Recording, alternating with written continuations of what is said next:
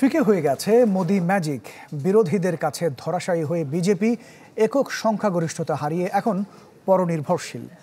মোদির উগ্র হিন্দুত্ববাদের টোটকায় উল্টো কুপকাত গেরুয়া শিবির। দোর্দণ্ড প্রতাপের নরেন্দ্র মোদির এমন পতনের কারণ জানাচ্ছেন মিলা খন্দকার।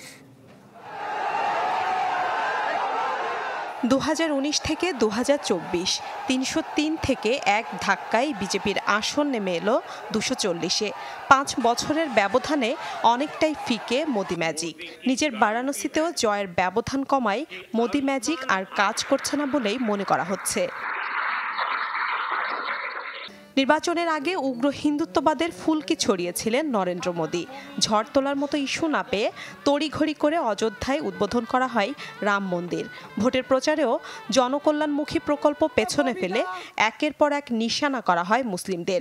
উগ্র হিন্দুত্ববাদের এই টোটকা কাজে দেয়নি গেরুয়া শিবিরে, বরং ইটের জবাবে ফিরে এসেছে পাটকেল। বিশ্বমানের থার্মিক্স রড, সালাম স্টিল থার্মিক্স, দেশের একমাত্র থার্মিক্স রড। বিপরীতে বিস্ময়কর উত্থান বিরোধী দল কংগ্রেসের নেতৃত্বাধীন ইন্ডিয়া জোটের। বিজেপির কিছু নেতা 400 আসন পেলে সংবিধান বদলে দেওয়ার হুমকি দিয়েছিলেন, আর সেটাকেই প্রচারের হাতিয়ার বানায় ইন্ডিয়া জোট, যাতে উত্তরপ্রদেশ, মহারাষ্ট্রের মতো ব্যাটেল গ্রাউন্ডে বিরোধীদের বাজিমাত। এসব রাজ্যে বিজেপি খুইয়েছে 37টি আসন। কৃষক আন্দোলনের রেশও নিয়ামক হিসেবে কাজ করেছে এই রাজ্যগুলোতে।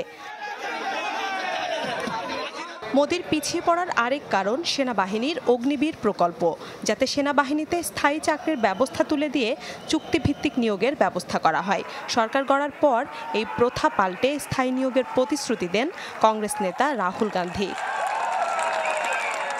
পশ্চিমবঙ্গে বিজেপির কৌশল আটকে ছিল আদালত পাড়া, দুর্নীতির অভিযোগ আর ইডি সিবিআই তদন্তে। উল্টো দিকে পশ্চিমবঙ্গে বিজেপির বঞ্চনার অভিযোগ সামনে আনেন মমতা ব্যানার্জি। সে কৌশলে সফল হয় ঘাসফুল শিবির। এছাড়া বিজেপি নেতাদের নানা বিতর্কিত মন্তব্য খেপিয়ে তোলে বড় ভোট ব্যাংক সংখ্যালঘুদের। বিজেপির আসন উল্লেখযোগ্যভাবে কমে যাওয়ার জন্য বেকারত্ব, দ্রব্যমূল্য বৃদ্ধি, বৈষম্য বেড়ে যাওয়ার বিষয়টিকেও দায়ী করা হচ্ছে, যা বিরোধী ইন্ডিয়া জোটের ভোট ব্যাংক গড়ার মূল হাতিয়ার। মিলা খন্দকার, চ্যানেল 24।